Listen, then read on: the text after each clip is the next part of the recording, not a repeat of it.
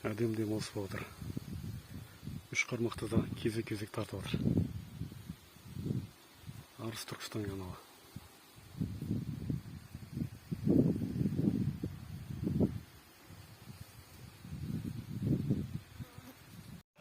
Мынандай 300 грамм, 400 граммдай сазандар ұстап отырық. Жаман емес, рыбалка болып отыр. Жүгерге түсіп отыр мынандай бамбуэлге.